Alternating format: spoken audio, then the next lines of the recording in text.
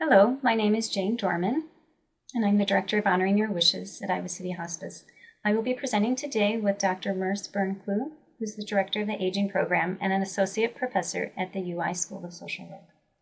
We are presenting today on advanced care planning and family issues in dementia. It's a pleasure to have you join us. We have no disclaimers to report today.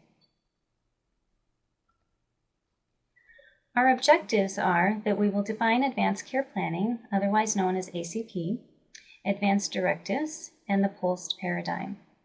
We will compare and contrast ACP, AD or advanced directives, and POLST for families of persons with dementia. We will present ACP-related tools that providers can use with individuals and families affected by dementia. First, I would like to talk about what advanced care planning is. It really is a process to reflect upon one's values, beliefs, and goals for future healthcare preferences relevant to a person's stage of illness. Ideally, every healthy adult will have a conversation and will create an advanced directive.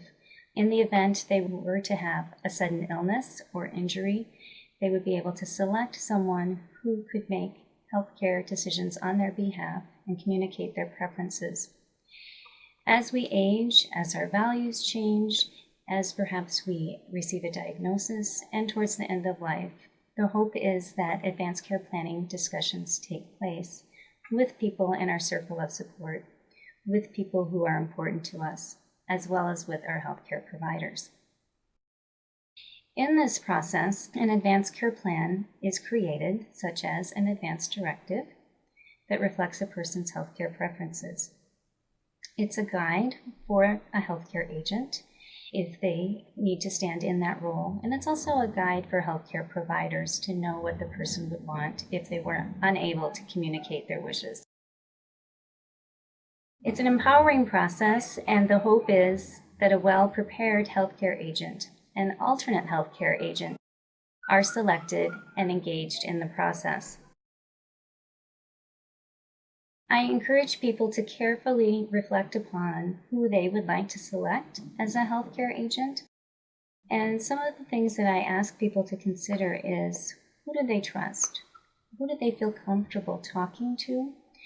Who can they share their values and beliefs with? And then I ask them to also think about, would that person be willing to carry out their wishes if they were in that role? Even if they didn't agree with them, would they be willing to take on that responsibility and fulfill that role? Also, is that person able to deal with sometimes stressful situations? It can be a difficult role to be in, and I encourage people to think about who would be able to do that in sometimes very delicate and difficult times of crisis. And then, are they willing to fulfill that role? That is an important question to ask and to embrace by saying, yes, I would be honored, for example, to be your healthcare agent. Another step in that process is that when a person writes an advanced directive, ideally selects a healthcare agent and reviews their preferences, then the wishes are also communicated to healthcare providers and healthcare systems. Now, healthcare providers can be an integral part of that advanced care planning process, and they should be along the journey in one's life. Often, you'll hear about the legal forms, durable power of attorney for healthcare, or advanced directive, and living wills. Durable power of attorney for healthcare is a person appointed to make healthcare decisions if a patient becomes unable to communicate due to illness or injury, and healthcare providers have determined that the patient is unable to make their own healthcare decisions. Throughout this presentation, we'll be using the term healthcare agent or proxy or surrogate, as well as durable power of attorney. A living will is an advanced medical directive that specifies what types of medical treatment are desired. A living will can be very specific or very general. I would say that it depends on the state in which you live, and you want to look at the legal definition. Often it is put in place when a person has an incurable or irreversible illness, disease, or condition is at the very end of life. When we talk about advanced care planning, I think about some very specific core principles that you see listed here on the slide. Respecting choices often talks about the process of understanding, reflection, and discussion, and these are all interwoven throughout these core principles. For example, informed consent. How do we make sure that people are making wise decisions based upon the information that they've been given? Do they have adequate information to make healthcare choices?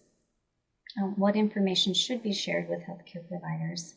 How do we pace that information in a way that is culturally sensitive to the person and their family or their circle of support?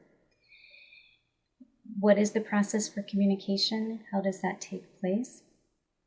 We encourage conversation with healthcare providers and whoever the person would like to have involved. And then through that process, they decide what is important to them, but also recognizing that most people make decisions within the context of relationships and consulting with a variety of people. And that's what I'm referring to as shared decision making. So through these processes, people will make choices about their healthcare preferences and create a plan of care. And the goal is for them to maintain control of their choices and to give them options on an ongoing basis. Through this process, we can honor people's healthcare preferences.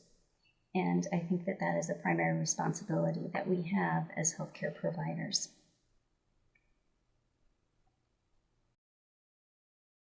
My hope for people is that people are not overtreated or undertreated, that they receive the type of care that they want at the right time, that people receive care in their preferred location, wherever that may be, at home, a home-like environment, or in the hospital. Another benefit of advanced care planning is that it reduces moral distress for professional caregivers. You may have had various experiences where you've experienced moral distress. I have heard many, many stories of people saying, oh my goodness, we did so much treatment.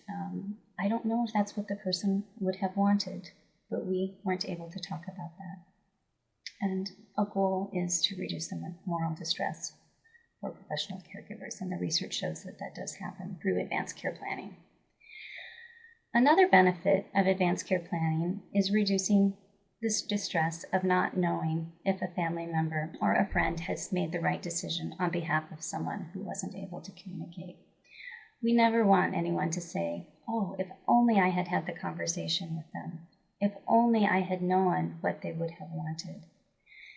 This happens all too often, and we want to prevent this as much as possible.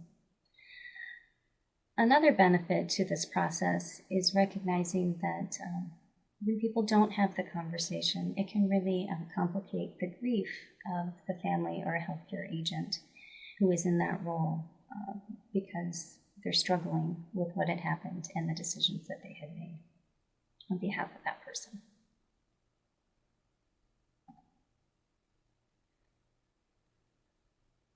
What are some of the challenges and barriers to advanced care planning? I've had many families say that they don't need to have a discussion. They know what their family members or friends or loved ones want. And I say, well, how do you know? A conversation can be a very beneficial way to ensure that you're aware of a person's healthcare preferences. I've also had people say that they have their documents in place and they are adequate. So a question I follow up with is, well, when did you last review them? And do you know where they are? And this would be an opportunity for us to make sure that everything is current. A significant challenge in the healthcare community right now is how to schedule adequate time to offer advanced care planning discussions. I realize that this is a real barrier and a challenge. but it's also an opportunity to help ensure that people's healthcare preferences are honored and can save time later on down the road. Because it is a process, it's not just one conversation. Can be challenging to schedule additional follow-up appointments, but it is so important to the process. There are various tools that are available to people to initiate conversations about advanced care planning. One that I would like to highlight is a 3-minute video on the National Healthcare Decisions Day website that talks about the benefits of advanced care planning.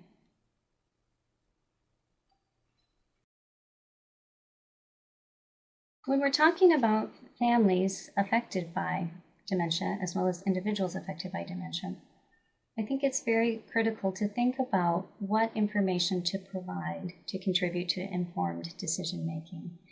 That is the goal, and we need to look at how people process information, what might be most beneficial to them, trying to offer options for them in terms of where they are, in terms of accepting the disease, what they want to learn, what can be helpful to them at this time. I also think it's important to recognize the importance of providing information for the specific type of dementia that has been diagnosed and what that could mean as the family and the individual begin to plan for this disease progression.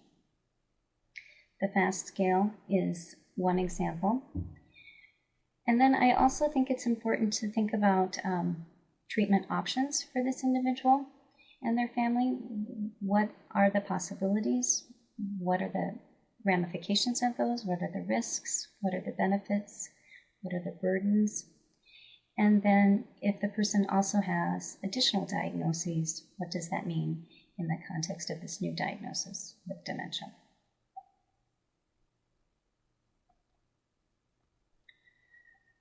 I have found the FAST scale to be very informative for families and very helpful in terms of planning. When I have worked with some families at the very end of life, they have said to me, "Oh, I wish I would have had this earlier. This makes sense," or "I've gone through this." It actually can be a great way to begin to hear people's stories about what they're experiencing and what the person that they may be taking care of, what are some of their behaviors and things that they need help with. In terms of selecting a healthcare directive to help guide the plan of care, one option is the Honoring Your Wishes Healthcare Directive that is available online. And there are many, many others. This specific document is written at the 9th grade reading level and is available for people in Iowa. It's a legal document in the state of Iowa, and it has a lot of nice questions to facilitate discussion and to help create person-centered care for this individual. Other information that I think may be important is talking about CPR, feeding tubes, breathing, written materials that are available and that are written at a 6th grade level are on the Respecting Choices website and could be ordered from there. And you may have a variety of tools that you use to educate people as well.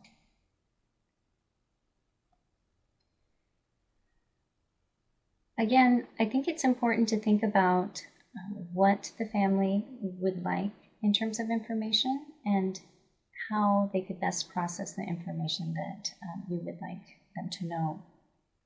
I'll highlight this study briefly on health literacy as a factor in end-of-life care preferences because it talks about 80 African Americans and 64 white or Caucasian people who went through an interview process and who were given healthcare options after they were presented with information on advanced dementia.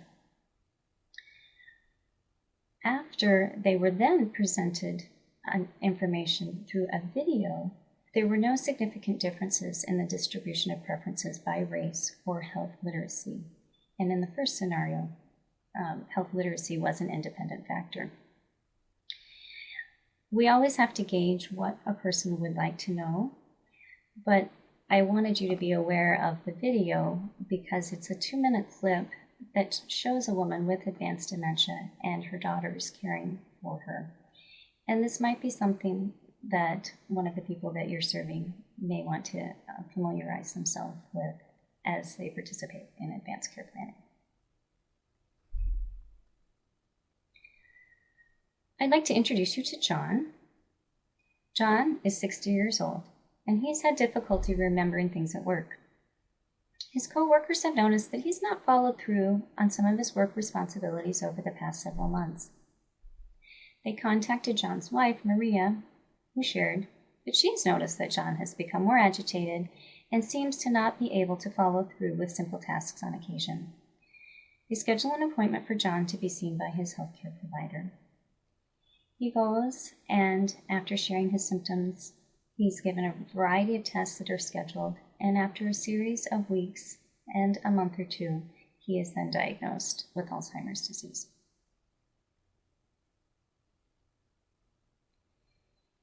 After information has been shared, the next step would be to talk about how to create a plan of care. And I think that some of the important questions to think about to present to John and Maria and whoever else they would like to have at various meetings are questions like the ones that are listed. What is important to you right now? What gives your life meaning? What cultural, spiritual, and personal values are important for you to consider at this time in terms of planning? And what fears or concerns do you have? This is a very important question that healthcare providers can assist with. And then also, what other people do they want to talk to? With whom would they like to consult about this diagnosis?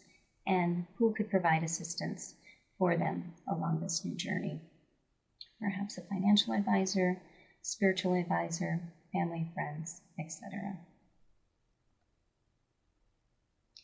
I think it's advantageous to make referrals to local support systems, for example, the Alzheimer's Association or a caregiver support group. They may not be interested in this at this time, but perhaps they will be later. I also think it's a good idea to explore formal and informal supports in the community, and perhaps to elicit the assistance of a care manager or a social worker. Now again, all of this is going to depend upon your clinical judgment in presenting this information. Perhaps they're not ready to hear this much information. I have worked with people on occasion, though, who are planners, and they like to take care of everything, and that gives them peace of mind. So the example of home health agencies and adult day centers, assisted living, etc., that might be something that they want to do on their own or with their spouse or partner or a family or friend. So ideally, at this point in the process, my hope would be that conversations have taken place with the patient, with John.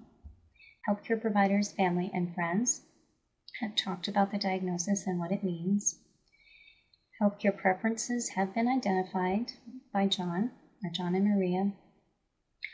John has selected Maria as his healthcare agent, and she understands what his wishes are. He has put his preferences in writing in a legal document and has shared that information with his healthcare team.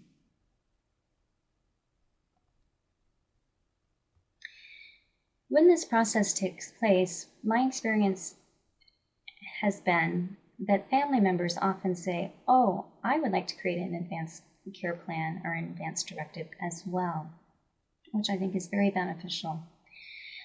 I also would recommend that family members or friends caring for the person affected by dementia create a plan in case they are not able to provide care for this person. I have heard of many scenarios and have seen them as well, where all of a sudden a caregiver becomes critically ill and is not able to care for that person affected by dementia, and there's no plan in place. And we want to prevent that if possible. The American Association for Geriatric Psychiatry supports advanced care planning and states that it extends the patient's autonomous decision-making at this time. And Just wanted to share that with you. It's important to recognize that advanced care planning is a process, and it's an ongoing assessment of what the person understands, where they are in the disease progression, what and how much information should be shared, an ongoing evaluation of their goals of care, where they are. And as a piece of that, it's so critical to think about the caregiver as well. How is their physical health? What is their emotional health? And what else is happening in the family? Are there other children that need to be attended to? Are there other dynamics in the family system that affect the care of a person affected by dementia?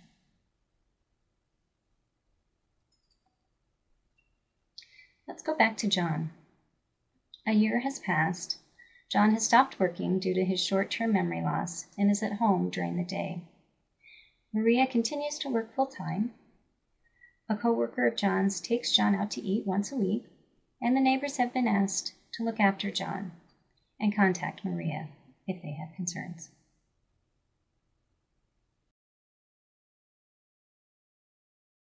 We're going to continue on with this advanced care planning presentation and family issues for persons with dementia. So let's continue with John and Maria's story. At this point, his condition would be considered mild Alzheimer's if we use that FAST tool to stage the Alzheimer's disease progression. He enjoys participating in activities. It's important to remember that even with dementia, people can enjoy life, and it's a matter of finding a good match of activities for people based on their functional abilities. And although he enjoys participating in these activities, he's not able to really plan activities anymore. That's part of the disease taking hold. If we look at John's circle of care or support system, it includes his family. His wife, Maria, they have a son, and whoever else John and Maria consider as their family. That's who health providers should accept as the family. And then their friends. The neighbors have been helpful in this situation, kind of keeping an eye on John before. And places of worship can have support for members, and also often services that are available for members or non-members. And then the formal service providers that Jane had talked about a little bit earlier. So we want to start taking stock of these informal and formal resources that are available, because the family is going to be facing many new concerns as the disease progresses. Utmost, we're considering John's health and also his happiness. We might think of that as John's quality of care and then his quality of life. We're also concerned about his main caregiver's health and her happiness. People are considering options that may be available depending on where they live as John's disease progresses. So what kind of resources are available for transportation, for formal and informal support, for living arrangements? There are going to be serious financial implications as the disease progresses. And part of those financial implications may be related to the services we just talked about. Providing support, transportation, maybe some changes in living arrangements, or some remodeling that might need to be done to keep the home safe for John. The importance of referrals too. Do the people in John's life know about different resources, and do they know how to get connected with those resources? And Jane had mentioned earlier about a case manager or a social worker as key people in the community who can help people understand what their options are. And then there's also the whole concern about orchestrating all of this. It's dealing with many different systems, many new systems, and it takes a lot of effort and time and energy to learn these systems and then to orchestrate all this. The diagnosis of dementia, and as the disease progresses, can have some pretty serious interpersonal consequences for the family affected by dementia. And some of the dynamics that we see are the repercussions of severe grief and a severe sense of loss. What people thought their life was going to be like in their retirement, or what they thought, what kind of things they were planning on doing, or how they were planning on spending their time. They're realizing it's not happening. The relationship they had with, in this case, John, is going to be changing. His ability to participate in a relationship is going to be very different. Lots of feelings of grief and loss. And then as the disease progresses and John needs more assistance, there's the role changes. And so Maria will be not only the spouse, but also taking on more responsibilities for his care.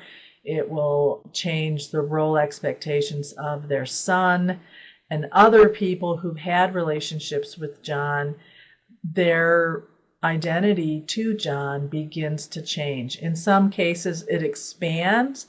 They continue the kind of relationship they had, and now they add another role. In other cases, there's a pretty dramatic role change. And part of this role change can be guilt. That people, especially closest to John, may be wondering, are they doing enough? What else could they be doing to be helping him? They might have some regret over things they didn't do earlier in life. We should have taken that vacation, whatever it might be. And so being cognizant of the fact that many families are dealing with ongoing grief and loss issues, ongoing guilt issues, will be important. The family and John then will have to do some extra work when it comes time to negotiating the middle stages of dementia. There's a lot of ambiguity in these stages. And so there'll be at some point a trade-off between who makes what decisions and who actually does certain activities. So at what point is John no longer able to drive a car safely? At what point is he no longer able to use the stove unsupervised? Things like that. And a lot of those changes happen in the middle stages and can be challenging for the individual with dementia as well as the family. There's a lot of changes in how planning is done and the kinds of things that a system will have to plan for. And by that, I mean a family system. And on top of that, there's a lot of unknowns. We really don't know how quickly the disease will progress. We really don't know if John's going to get other diagnoses or if he has other conditions, whether or not they're going to advance and at what pace. And then we also don't know about the health of the other people in the system. So there's a lot of moving parts when we are talking about a family system and dementia. There's challenges in communication. When you as a healthcare provider work with families affected by dementia, you are seeing a system that's been in place for decades, generally speaking. And so some of the ways that they communicated effectively in the past are going to really help them now.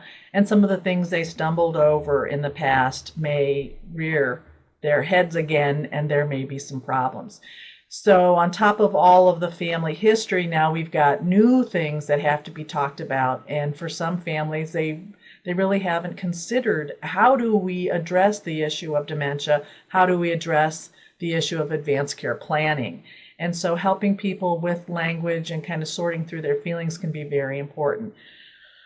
There's a lot to be said for helping families in reframing hope, and what hope could mean in their life now. And then also in terms of finding meaning in these circumstances. And you're going to have to judge at what point the family's ready for those kind of conversations. But I hope that you'll be willing to engage in those conversations when you sense that they are open to reframing what hope might look like. The other thing that families are facing is just constantly having to adjust to readjustments. And right when things seem pretty stable, they've got their informal support set up, they understand what John's capacity is, then things change. So this disease asks a lot of families. And it also uproots their ideas of what they thought their future was going to look like. And that kind of uprooting takes some time to get used to. And it may also be affecting these conversations about advanced care planning as people get resettled. It's important that health providers ask the caregivers how they're doing, and then that they are prepared to listen to how the caregivers are holding up under these challenges. Let's continue with our case study. The disease has progressed to the point where John requires help now in getting dressed and bathing and using the toilet. It's not safe for him to remain at home alone. While his wife's at work, John attends an adult day center and enjoys a hot noon meal and some social interaction. Their son stops by on weekends, and this allows Maria time to run errands and to rest. One Saturday afternoon, John falls down the basement stairs and his son calls 911.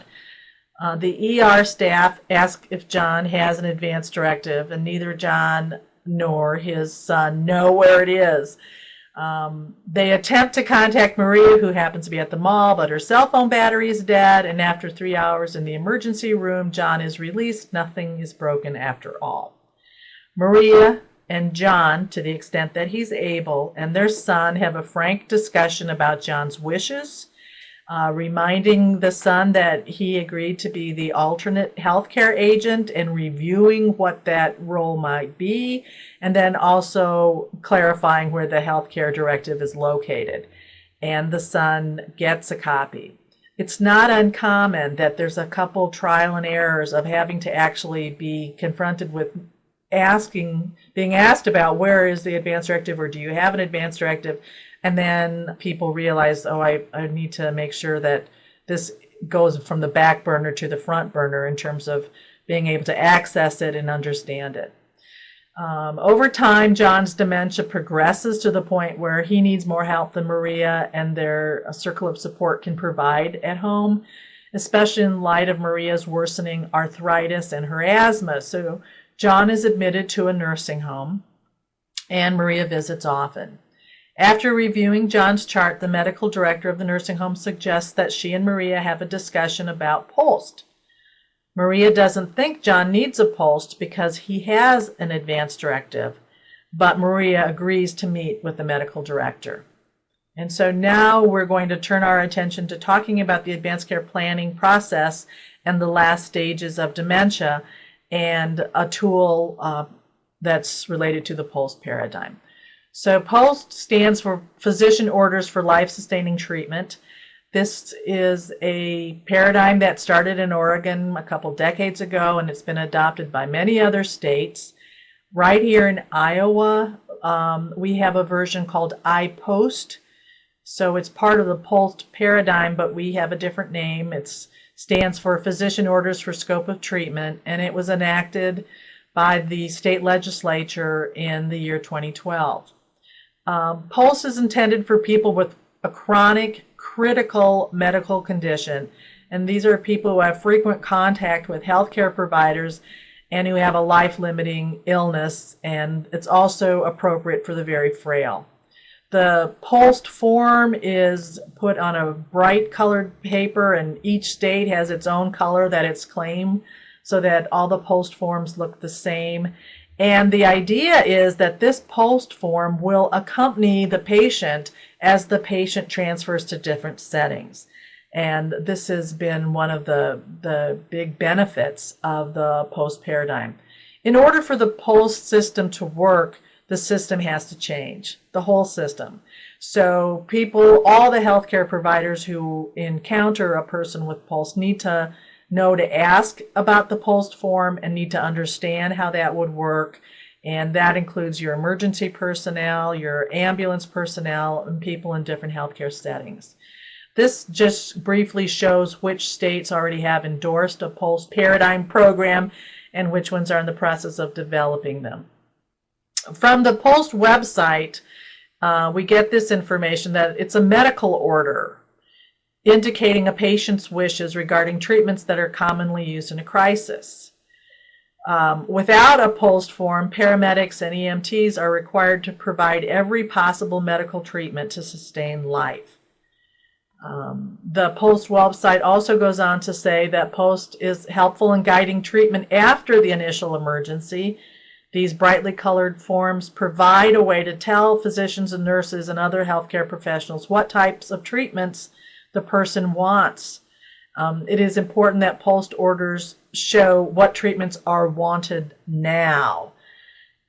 For a little bit more information about POST in action in Oregon, we recommend that you watch this YouTube video. It'll fill in some of the information that we're not going to take time to go over right now. Here in Iowa, the Iowa Department of Public Health website has a lot of information about our iPost. The form itself varies a little bit from the Oregon POST form. There is a question about whether or not attempted CPR is a preference of the person, if the person's found with no pulse and not breathing. And then there's the opportunity for people to have their preferences about medical interventions indicated. And then there's 3 levels on the Iowa form: comfort measures only, limited additional interventions, and full treatment. And a little bit more information about each of these options is on the Iowa POST form. There's a question about artificially administered nutrition, whether or not that's a preference. And people will always be offered food by mouth if they're able to take it. And then the form also clarifies who the medical decision maker was. So if the person had identified a healthcare agent, then that person would be the person working with the healthcare provider to make a POST for somebody who's in the advanced stages of dementia. Because if they're in the advanced stages of dementia, they're not able to complete this themselves. However, if they've appointed a healthcare agent, that healthcare agent can work with the healthcare provider to do this. And then also our POST form asks for the rationale for this medical order. And so the people who are signing it can say, well, this is consistent with their advanced directives. We know that these were the preferences, or other options. And then the healthcare provider signs it, and the patient, if the patient can, but in most cases with advanced dementia, of course, they're not going to be able to sign, and so the healthcare agent would sign. In Iowa, if there's not a healthcare agent that's been designated, then there is an order of people who can sign on behalf of the person. Is POST appropriate? Well, the authors listed on this page and others have said, you can ask yourself a question. Would I be surprised if this patient died in the next year? And if you wouldn't be surprised if the person died in the next year, then POST is appropriate. Let's go on with our case study. So John does have an advance directive that he prepared before his dementia progressed. And in that advance directive, he named his wife as his agent and his son as his alternate. So what is gained by adding a POST? Maria wonders, now does this conversation with POST, does that mean I don't have an advance directive anymore? Do I replace it with a POST? Do I need both? We're going to answer this very important question after first comparing and contrasting POST and advance directives. This table comes from Bomba and colleagues and compares and contrasts. So POSTs are for people who are very seriously ill. You wouldn't be surprised if this person died in the next 12 months. Advance directives are for all adults of any health level. POST talks about what the current care preferences are, what's appropriate now. Advance directives talk about the future care preferences. The POST form is completed by the provider with discussions with either the patient or the patient's agent about what the patient's preferences were. On the other hand, an advance directive can only be completed by the patient. The agent cannot complete an advance directive. The patient has to do it. So if the patient doesn't do it while they're cognitively able to do it, it's too late for an advance directive. The POST results in medical orders. And that means that all healthcare professions who come in contact with that person should be following the medical orders as expressed in that POST form. By contrast, the advance directive results in advance directive form, but that doesn't actually lead directly to medical orders. The proxy in the POST paradigm can discuss, or the healthcare agent can discuss with the provider and inform the POST. And as I said before, with the advance directives, only the person can fill out an advance directive for him or herself. A proxy can't complete that.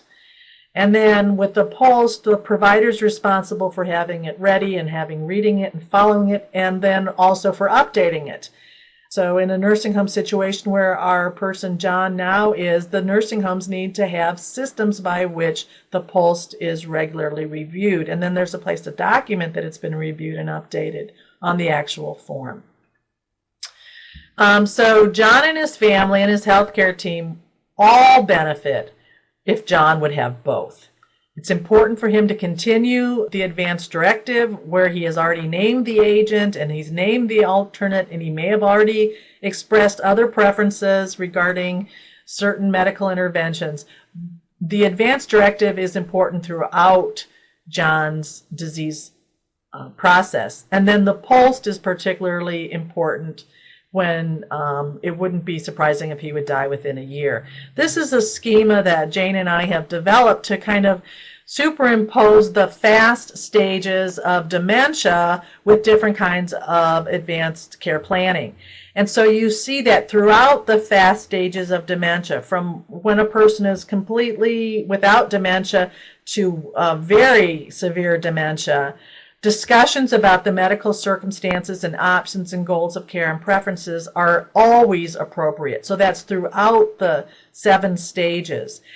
The patient, him or herself, will be involved with those discussions as long as he or she is able. But towards the last stages of dementia, that person will not be able to, and then the family will be involved. But it's so much easier on the family if they've been involved all along. Also, the second bar that's very long there is the current durable power of attorney for healthcare. Once that is made by a person before dementia, or while the dementia is quite mild, that can stay in effect throughout the person's life. And so you're going to want to make sure that that durable power of attorney for healthcare, that person who's designated as an agent is involved in all these discussions, and the alternate too. And that person will be involved in decision making. It's the last 2 stages of dementia, primarily stage 7, but for some people part of stage 6 as well, where the POLST type physician order really comes in handy, because that specifies what's the care that this person wants now. And the beauty of the POLST system when it works is that the form stays with the person across settings. And many people in advanced dementia do end up having hospitalizations, and they're dealing with the emergency rooms, they're dealing with hospitals, they're dealing with the nursing homes, they may be dealing with hospice, they may be dealing with home health if they're still at home. There's a lot of people who get involved as a person becomes much more frail, and so these POLST orders can really help to clarify what this person wanted. Okay, so now that we're talking a little bit more about the nursing home situation, I just wanted to briefly go over the role of the healthcare professionals in terms of advanced care planning in the long-term care setting. This long-term care setting could be assisted living or another residential care setting. I usually use the term nursing home, but there are other settings. It's important that the setting learns the social history of the resident. That's going to be important, and understand this person's circle of support. Upon admission, advanced care planning needs to be broached. So of course the person will be asked whether or not they've been involved in advanced care planning, whether or not they have appointed an agent. And of course if the person already has, then it's much easier on the nursing home staff, right? Because now the nursing home staff will go through the process of updating these documents, but they won't be having to initiate them. If it's the first time that a person's made a durable power of an attorney or any other healthcare directive, there's more pressure on the nursing home staff, because they have to also introduce people to the whole concept, not just update. You want to make sure that if your state has POLST, that people understand that that's available. It might not be appropriate right now in this stage, but that it's something that you might be talking about later. You could be planting the seeds for hospice. Again, we're not saying that hospice is appropriate right now, but as a nursing home facility, you want your families to understand the different kinds of resources that the nursing home is prepared to help connect the patient and the resident and the family with. Nursing homes need to be inviting families to these quarterly care conferences, and at these quarterly care conferences, that's a perfect time to review advanced care planning and people's understandings of the resident status and preferences. We want to make sure that families are kept apprised of the changing condition of the resident, but also that the staff know to pay attention to what the family's reporting about changes in the resident as well. They're an important source of information, and there's a lot of effort that goes into trying to keep everybody on the same page. I wanted to just let you know that there are formal hospice guidelines for people who have dementia that indicate the timing of when it's appropriate to enroll somebody in hospice if that's what the circle of care would like. And then I wanted to share with you results from this study by Givens and colleagues of 22 nursing homes in Boston, including 323 people with advanced dementia, and their hospital transfers. They remind the reader that a lot of end-of-life care for people with dementia occurs in nursing home settings.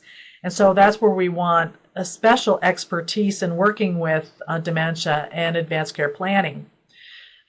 We need to be reminded that if comfort is the main goal of care for people in advanced dementia, then hospitalization is usually inconsistent with comfort. And I put usually in italics because in some cases comfort cannot be achieved in the nursing home, but in many cases it can. Also, if somebody has dementia and they're very disoriented, the transfer to an emergency room, the transfer to a hospital can be very stressful. These researchers report that the majority of ER visits were related to feeding tube complications. And that's not something that we're used to informing families about as they consider whether or not a feeding tube is appropriate, is that there are these complications that sometimes can send a resident to the emergency room. And they report that the majority of hospitalizations were related to infections, and that infections can often be handled fine in a nursing home setting. So that also goes back to the importance of a POLST form and the advanced directives of being clear whether or not it's in the person's best interest to be transferred to a hospital and under what circumstances. Another study I wanted to just quickly talk about is by Jackson and colleagues. It was just published last year, and it reflects perspectives of families of nursing home residents about end-of-life issues. And what families reported that they valued was open communication, and they wanted continuity of providers. They also talked about wanting to be able to really put their trust in the nursing home. And they appreciated when the staff prepared them for what comes next with the disease. And here's a quote from the Jackson article. Having detailed advanced directives in place also helped ensure adherence to the patient's wishes. So the whole impulse for advanced care planning is making sure that we are doing all we can to help each person get the kind of care that is what they would want if they were able to ask for it themselves. So I want to thank you for your time and for your attention, and I want to thank you for caring for persons with advanced dementia and also caring for their family members, and for educating yourself so that you can be prepared to assist these families with advanced care planning. Thank you very much.